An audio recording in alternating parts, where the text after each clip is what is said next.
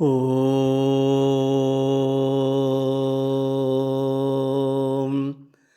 ഹരിശ്രീ ഗണപതയേ നമഃ. അവിഘ്നമസ്തു. ഓം ശ്രീ ഗുരുഭ്യോ നമഃ. ഹരി ഓം. ഗൃഹാങ്കണ രാമായണ പാരായണം 8-ാം ദിവസം.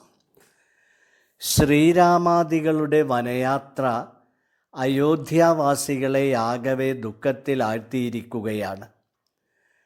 രാമനില്ലാത്ത അയോധ്യ തങ്ങൾക്കും വേണ്ട എന്നുറപ്പിച്ചുകൊണ്ട് കെട്ടും ഭാണ്ഡവും മുറുക്കി അവരേവരും വനത്തിലേക്ക് പുറപ്പെടുവാൻ ഒരുങ്ങിയിരിക്കുകയാണ്. ആകെ കൂടെ അസ്വസ്ഥമായ ഒരു അന്തരീക്ഷം അയോധ്യയിൽ സംജാതമായി കൊണ്ടിരിക്കുകയാണ്. അപ്പോൾ അവരെ സ്വാന്തനപ്പെടുത്തിക്കൊണ്ട് വാമദേവ ഋഷി സംസാരിക്കുന്നു. എൻ്റെ പുരവാസികളെ, രാമൻ കേവലം ഒരു മനുഷ്യനല്ല, സാക്ഷാൽ വൈകുണ്ഠനാഥൻ തന്നെയാണ്. രാവണാദി രാക്ഷസന്മാരെ ഉന്മൂലനം ചെയ്ത് ലോകരക്ഷ നടത്തുവാൻ ഇവിടെ അവതരിച്ചിരിക്കുകയാണ്. സീത സാക്ഷാൽ ലക്ഷ്മീദേവി തന്നെ, ലക്ഷ്മണൻ അനന്തനും. അവതാര ലക്ഷ്യത്തിലേക്കുള്ള പ്രധാനമായ ഭാഗമാണ് വനയാത്ര. പ്രപഞ്ചത്തിൽ എവിടെയൊക്കെ ധർമ്മം നശിപ്പിച്ച് അധർമ്മികൾ കൊടികുത്തി വാഴുന്നുവോ അവിടെയൊക്കെ യഥാസമയം ഭഗവാൻ അവതരിക്കുകയും അധർമ്മികളെ നശിപ്പിച്ച് ധർമ്മത്തെ പുനഃസ്ഥാപിക്കുകയും ചെയ്യാറുണ്ട്. സൃഷ്ടിക്ക് ആധാരമായ വേദം ഒരിക്കൽ ഹയഗ്രീവൻ കട്ടുകൊണ്ടുപോയി സമുദ്രത്തിൽ ഒളിപ്പിച്ചിരിക്കുകയാണ്. അവനെ വധിച്ച് വേദം വീണ്ടെടുത്ത് ബ്രഹ്മാവിന് നൽകുവാനായി മത്സ്യമായി അവതരിച്ചിട്ടുള്ളതും, പാലാഴി മഥനവേളയിൽ മന്ദരപർവ്വതം ആഴിയിൽ താണുപോയപ്പോൾ ആമയായി അവതരിച്ച് പർവ്വതത്തെ മുതുകിൽ ഉയർത്തി നിർത്തിയതും, ഹിരണ്യാക്ഷനെ വധിച്ച് ഭൂമിയെ രക്ഷിച്ച വരാഹമായി അവതരിച്ചിട്ടുള്ളതും, പ്രഹ്ലാദനെയും ധർമ്മത്തെയും സംരക്ഷിക്കുന്നതിനായി ഹിരണ്യകശിപുവിനെ വധിച്ച് നരസിംഹമായി അവതരിച്ചിട്ടുള്ളതും, മഹാബലിയുടെ ദർപ്പം ശമിപ്പിക്കുവാൻ വാമനനായി അവതരിച്ചതും, ക്ഷത്രിയ രാജാക്കന്മാർ അധർമ്മികളായി മാറിയപ്പോൾ അവരെ ഉന്മൂലനം ചെയ്യുവാൻ പരശുരാമനായി അവതരിച്ചതുമായ സാക്ഷാൽ നാരായണൻ, രാവണാദി രാക്ഷസന്മാരെ വധിച്ച് ലോകരക്ഷ നടത്തുവാൻ ഇപ്പോൾ നമ്മുടെ അയോധ്യയിൽ രാമനായി അവതരിച്ചിരിക്കുകയാണ്. അവതാര ലക്ഷ്യ പൂർത്തീകരണത്തിനാണ് ഇപ്പോൾ വനയാത്ര നടത്തുന്നത്. അതുകൊണ്ട് ദുഃഖിക്കാതെ എല്ലാവരും അവരവരുടെ പുരിയിലേക്ക് പോവുക. എല്ലാവരും രാമരാമേതി ജപിക്കുക. അതോടെ രംഗം ശാന്തമാവുകയാണ്. ഏവരും അവരവരുടെ ഗ്രഹങ്ങളിലേക്ക് തിരിച്ചു പോവുകയുമാണ്. വനയാത്രയ്ക്കുള്ള അനുമതിക്കും ആശീർവാദത്തിനുമായി രാമാദികൾ പിതാവിനെ കാണുവാൻ കൈകേയി അമ്മയുടെ അന്തഃപുരത്തിലെത്തി. സന്തോഷവതിയായ കൈകേയി ദേവി 3 പേർക്കും ധരിക്കുവാൻ മരവുരി നൽകുകയാണ്. രാമലക്ഷ്മണന്മാർ സാധാരണ വസ്ത്രം ഉപേക്ഷിച്ച് മരവുരി ധരിച്ചു. പാവം സീത അപ്പോൾ പകച്ചു നിൽക്കുകയാണ്. ഇത് കണ്ട രാമൻ മരവുരി സീതാദേവി ധരിച്ച വസ്ത്രത്തിന് മുകളിൽ ചുറ്റിക്കൊടുത്തു. ഇത് അന്തഃപുരവാസികളെ ആകവെ ദുഃഖത്തിലാഴ്ത്തി. അവർ വാവിട്ട് കരഞ്ഞുപോയി. ബഹളം കേട്ട് എത്തിയ വസിഷ്ഠർ സർവാഭരണഭൂഷിതയായി മാത്രമേ സീത വനത്തിലേക്ക് പോകേണ്ടതുള്ളൂ എന്ന് നിർദ്ദേശിക്കുകയാണ്. തദനന്തരം ദശരഥ മഹാരാജാവിൻ്റെ കൽപ്പനയെ തുടർന്ന് സുമന്ത്രർ പുതുവസ്ത്രങ്ങളും പുതിയ പുതിയ ആഭരണങ്ങളും കൊണ്ടുവരികയാണ്. അതെല്ലാം ധരിച്ചുകൊണ്ടാണ് സീതാദേവി വനയാത്രയ്ക്ക് പുറപ്പെടാൻ തയ്യാറായിട്ടുള്ളത്. സുമന്ത്രർ രാജകീയ രഥം തയ്യാറാക്കി നിർത്തി. രാമൻ്റെ നിർദ്ദേശപ്രകാരം സീത രഥത്തിൽ കയറുകയാണ്. രാമൻ പിതാവിനെ നമസ്കരിച്ച് രഥത്തിൽ കയറുകയും അതിന് പിന്നാലെ ആയുധ സന്നാഹവുമായി ലക്ഷ്മണകുമാരനും കയറി. ദുഃഖത്തോടെയാണെങ്കിലും സുമന്ത്രർ തേര് തെളിച്ചു. അപ്പോഴും ദശരഥ മഹാരാജാവിൻ്റെ ദീനരോധനത്തിൻ്റെ അലയൊലികൾ രാമാദികളെ അസ്വസ്ഥമാക്കിക്കൊണ്ടിരിക്കുകയാണ്. മാത്രവുമല്ല, അയോധ്യയിലെ പൗരാവലികൾ അത്രയും തേരിന് പിറകെ വനത്തിലേക്ക് നടക്കുകയുമാണ്. കരഞ്ഞു കരഞ്ഞു തളർന്ന ദശരഥ മഹാരാജാവ് പറഞ്ഞതനുസരിച്ച് പരിചാരകന്മാർ അദ്ദേഹത്തെ കൗസല്യയുടെ കൊട്ടാരത്തിലെത്തിക്കുകയാണ്. അവിടെ കൗസല്യാദേവിയോടും ചേർന്ന് മഹാരാജാവ് പുത്രദുഃഖം പങ്കുവെച്ച് മയങ്ങിപ്പോവുകയാണ്. സന്ധ്യയോടെ രഥം തമസാ നദിയുടെ തീരത്തെത്തിച്ചേർന്നു. പിറകെ അയോധ്യാവാസികളും. വെള്ളം മാത്രം കുടിച്ച് രാമൻ സീതയോടൊപ്പം മരവുരി ധരിച്ചുകൊണ്ട് മരച്ചുവട്ടിൽ ശയിക്കുകയാണ്. അമ്പും വില്ലുമായി ലക്ഷ്മണൻ കാവൽ നിൽക്കുന്നു. രാത്രി ഏറെ പിന്നിട്ടു. രാമൻ പതിയെ എഴുന്നേൽക്കുകയാണ്. നേരം വെളുത്താൽ അയോധ്യാവാസികളും കൂടെ വരും. അതൊഴിവാക്കപ്പെടേണ്ടതാണ്. അപ്പോൾ തന്നെ അവിടം വിടാൻ അവർ തീരുമാനിച്ചു. സുമന്ത്രർ കുറേ നേരം അയോധ്യയ്ക്ക് അഭിമുഖമായി തേരോടിച്ച ശേഷം പിന്നെ തെക്കേ ദിക്കിലേക്ക് തന്നെ പ്രയാണം ചെയ്യുകയാണ്. പ്രഭാതത്തിൽ ഉണർന്ന അയോധ്യാവാസികൾ രാമാദികളെ കാണാൻ സാധിക്കാതെ തേർപ്പാടുകൾ നോക്കി അയോധ്യയിലേക്ക് തിരിച്ചുപോയി. ശ്രീരാമാദികൾ ഗംഗാതീരത്തെത്തുകയും സ്നാനം ചെയ്യുകയും ചെയ്തു. യാത്ര തുടർന്ന അവർ ശൃംഗിവേരപുരത്തിനടുത്തെത്തി. അവിടെ ഒരു വൻമര ചുവട്ടിൽ അവർ വിശ്രമിക്കുകയാണ്. രാമായണത്തിലെ പ്രസ്താവ്യങ്ങളിൽ എന്തുകൊണ്ടും പ്രാധാന്യം അർഹിക്കുന്നതാണ് ഗുഹസംഗമം. പൗരാണിക ഭാരതത്തെ ചൈതന്യവത്താക്കിയിരുന്ന ചാതുർവർണ്ണ്യകാലത്തെ സാമൂഹിക ഘടനയിലേക്ക് വെളിച്ചം പകരുന്നതാണ് ഈ അധ്യായം. വർണ്ണത്തെയും ജാതിയെയും സംസ്കാരത്തെയും ദുർവ്യാഖ്യാനം ചെയ്ത് ഭാരതത്തിലെ സാമൂഹിക വ്യവസ്ഥയെ അപഹാസ്യമാക്കിയവർക്ക് സത്യത്തെ വിളിച്ചു പറഞ്ഞു കൊടുക്കുകയാണ്. പുരാതന ഭാരത സംസ്കൃതിയെ വിളിച്ചു പറയുകയാണ് ഈ അധ്യായത്തിലൂടെ നിർവഹിക്കപ്പെടുന്നത്. ഗംഗാനദിയുടെ തീരത്തെ ഒരു രാജ്യമായിരുന്നു ശൃംഗിവേരപുരം. നിഷാദരാജ്യം എന്നും ഇതിന് പേരുണ്ടായിരുന്നു. ഗംഗാനദിയിൽ മത്സ്യം പിടിച്ച് ഉപജീവനം കഴിക്കുന്ന മുക്കുവരുടെ രാജ്യമായതിനാലാണ് നിഷാദം എന്ന പേര് വന്നു ചേർന്നിട്ടുള്ളത്.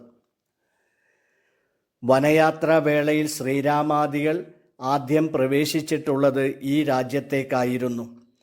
ഗംഗാസ്നാനവും സന്ധ്യാവന്ദനാദികളും ആചരിച്ച ശേഷം അവർ ഒരു ശിംശബ മരച്ചുവട്ടിൽ വിശ്രമിക്കുകയാണ്. അപ്പോഴാണ് ആ രാജ്യത്തിലെ രാജാവ് ഗുഹൻ ശ്രീരാമചന്ദ്രൻ തൻ്റെ നാട്ടിലെത്തിയ വിവരം അറിയുന്നത്. രാമൻ്റെ ആഗമനം ഒരു മഹോത്സവമായിട്ടാണ് ഗുഹൻ കണക്കാക്കുന്നത്.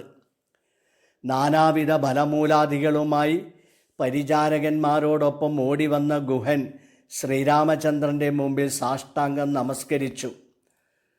തൻ്റെ മുമ്പിൽ നമസ്കരിച്ച് കിടക്കുന്ന ഗുഹനെ സാവധാനം പിടിച്ചെഴുന്നേൽപ്പിച്ചു രാമൻ. എന്നിട്ട് അവനെ ഗാഢമായി ആലിംഗനം ചെയ്തു. ഒരു നീചജാതിയിൽപ്പെട്ടവനാണ്, വെറുക്കപ്പെടേണ്ടവനാണ്, അകറ്റി നിർത്തപ്പെടേണ്ടവനാണ് എന്നൊക്കെയുള്ള ഒരു ചിന്തയും രാമനുണ്ടായിരുന്നില്ല. ശ്രീരാമൻ്റെ സ്നേഹത്തിൽ അവൻ ഹർഷപുളകിതനായി.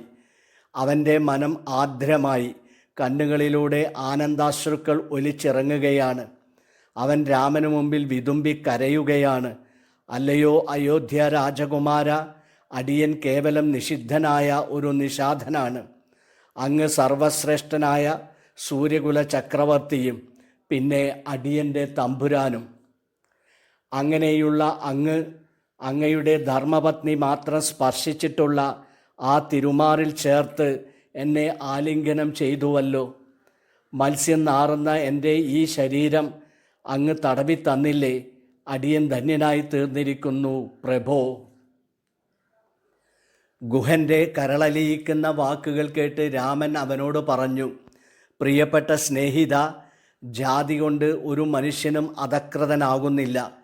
പാപരഹിതനും ശുദ്ധമാനസനും ഏത് ജാതിയിൽപ്പെട്ടവനേക്കാളും ഉത്കൃഷ്ടനാണ്. ജാതിയല്ല മാനവൻ്റെ പ്രൗഢിക്ക് ആധാരം. എന്നിട്ട് നാരദരുടെ ഒരു പൂർവകഥ അവന് പറഞ്ഞു കൊടുക്കുകയാണ്. പണ്ട് ഉപബർഹണൻ എന്ന ഒരു ഗന്ധർവനുണ്ടായിരുന്നു. സ്ത്രീ ലംബടനായിരുന്നു അവൻ. സ്ത്രീകളും ഒരുമിച്ച് സദാ രമിച്ചു നടന്ന അവൻ്റെ കർമ്മവാസനക്കനുസരിച്ച് ഒരു രാക്ഷസനായി മാറി. മനുഷ്യർക്ക് പുറമെ മഹർഷിമാരെയും പിടിച്ചു തിന്നുക എന്നുള്ളത് അവൻ്റെ പതിവായിരുന്നു. അങ്ങനെ ഏവരാലും വെറുക്കപ്പെട്ടവനും നീചനും നിന്ദ്യനുമായി തീർന്നു അവൻ. ഒരിക്കൽ അവൻ ഏതാനും ബ്രഹ്മർഷികളെ ആക്രമിക്കുവാൻ മുതിർന്നു. സാവധാനം അവർ തങ്ങളുടെ മധുരവാണിയാൽ അവന് തത്വോപദേശം നൽകി അവൻ്റെ മനപരിവർത്തനത്തിന് ഇടയാക്കി. അതോടുകൂടി അവൻ തൻ്റെ രാക്ഷസീയത ഉപേക്ഷിച്ചു. നിർമ്മല ഹൃദയനായ അവൻ ബ്രഹ്മാവിനെ തപസ്സു ചെയ്യാൻ തുടങ്ങി. നിരന്തരമായ തപസ്സിനൊടുവിൽ അവൻ ബ്രഹ്മജ്ഞാനിയായി തീർന്നു. അതോടുകൂടി അവന് അവൻ്റെ ആഗ്രഹ സാഫല്യമായ ബ്രഹ്മപുത്രത്വം ലഭിച്ചു. അവൻ ബ്രഹ്മപുത്രനായി തീർന്നു. ആ ദിവ്യ വ്യക്തിത്വമാണ് ശ്രീ നാരദർ. ഇത് തന്നെയാണ് വാത്മീകിയുടെയും ജീവിതകഥ. ഇങ്ങനെയുള്ള നിരവധി തത്വോപദേശങ്ങൾ ഗുഹന് നൽകിക്കൊണ്ട് രാമചന്ദ്രനും സീതാദേവിയും ശിംശബാ വൃക്ഷച്ചുവട്ടിൽ ശയിക്കുകയാണ്. രാമായണത്തിൽ ഏറ്റവും അധികം ശ്രദ്ധിക്കപ്പെടേണ്ട ഭാഗമാണ് ഗുഹന് ലക്ഷ്മണനാൽ നൽകപ്പെടുന്ന ഉപദേശം. വാസ്തവത്തിൽ ഇത് ഗുഹോപദേശം എന്ന പേരിൽ തന്നെ അറിയപ്പെടേണ്ടതാണ്. കൊട്ടാരത്തിലെ സ്വർണ്ണമഞ്ചത്തിൽ ശയിച്ചിരുന്ന ശ്രീരാമൻ കൊടുംവനത്തിൽ ഒരു മരച്ചുവട്ടിൽ ഇലവിരിച്ച് സീതാദേവിയോടൊപ്പം കിടക്കുന്നത് കണ്ടപ്പോൾ ഗുഹന് സഹിക്കുവാൻ സാധിച്ചില്ല. ശ്രീരാമാദികൾക്ക് ഇത്തരം ഒരു അവസ്ഥ വരുത്തിവെച്ച കൈകേയിയെ ഗുഹൻ കണക്കറ്റ് ശപിക്കുകയാണ്. എന്നിട്ടും അദ്ദേഹത്തിൻ്റെ അരിശം തീരുന്നില്ല. ആകപ്പാടെ വല്ലാത്തൊരവസ്ഥ അവിടെയും സംജാതമായി. അപ്പോൾ സുമിത്രയുടെ മകൻ, അതെ ലക്ഷ്മണകുമാരൻ തന്നെ, ഗുഹനെ ദിവ്യവചനങ്ങളാൽ ആശ്വസിപ്പിക്കാൻ ശ്രമിക്കുകയാണ്. പ്രിയപ്പെട്ട കൂട്ടുകാര, ശൃംഖിവേരാധിപ, ഞാൻ പറയുന്നത് സദയം കേൾക്കുക. ഒരാളുടെ ദുഃഖത്തിന് മറ്റൊരാൾ ഒരിക്കലും കാരണമാവുന്നില്ല. അതുപോലെ ഒരാൾക്ക് സുഖമുണ്ടാവാൻ മറ്റൊരാൾ കാരണമാവുന്നുമില്ല. മുൻജന്മത്തിൽ നാം ചെയ്യുന്ന കർമ്മങ്ങളുടെ ഫലം ഈ ജന്മത്തിൽ അനുഭവിക്കുന്നു, അത്രമാത്രം. അതുപോലെ സുഖദുഃഖങ്ങൾ പരസ്പരം ദാനം ചെയ്യുവാൻ ആരാലും സാധ്യമല്ല. ഒരാൾ എനിക്ക് സുഖം നൽകുന്നു, മറ്റൊരാൾ എനിക്ക് ദുഃഖം നൽകുന്നു എന്നൊക്കെ തോന്നുന്നത് അജ്ഞാനം കൊണ്ട് മാത്രമാണ്. വിജ്ഞാനികൾക്ക് അത്തരം തോന്നൽ ഉണ്ടാവുകയുമില്ല. ഏവരും കർമ്മമാകുന്ന ചരടാൽ ബന്ധിപ്പിക്കപ്പെട്ടിരിക്കുകയാണ്. കർമ്മങ്ങൾക്കനുസരിച്ച് സുഖദുഃഖങ്ങൾ ഉണ്ടാകുന്നു എന്ന് മാത്രം. സുഹൃത്തുക്കൾ, ശത്രുക്കൾ, ബന്ധുക്കൾ ഇത്യാദി ഭേദചിന്തകൾ പോലും നിരർത്ഥകരമാണ്. സ്വകർമ്മവശാലുണ്ടായിത്തീരുന്ന ഫലങ്ങളെല്ലാം അത് സുഖമാണെങ്കിലും ദുഃഖമാണെങ്കിലും സമചിത്തതയോടെ അനുഭവിക്കേണ്ടതാണ്. സുഖഭോഗങ്ങളിൽ അമിതമായി മുഴുകാതെ അതിനെ ഉപേക്ഷിക്കേണ്ടതായും ഇല്ല. ശുഭാശുഭ കർമ്മങ്ങളിൽ ആഹ്ലാദമോ വിഷാദമോ ഉണ്ടാകരുത്. സുഖദുഃഖങ്ങൾ രാപ്പകലുകൾ എന്ന പോലെ മാറി മാറി വന്നുകൊണ്ടിരിക്കും. ആർക്കും ശാശ്വത സുഖമോ ദുഃഖമോ ഉണ്ടാവുകയില്ല.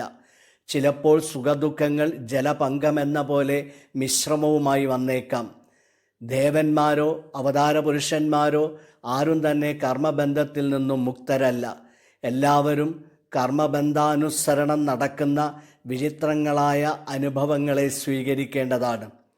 ഇന്നലെയോളം എന്തെന്നറിഞ്ഞില്ല, ഇനി നാളെയും എന്തെന്നറിഞ്ഞില്ല. ഈ വരികൾ ഇവിടെ സ്മരണാർഹമായി തീർന്നിരിക്കുകയാണ്.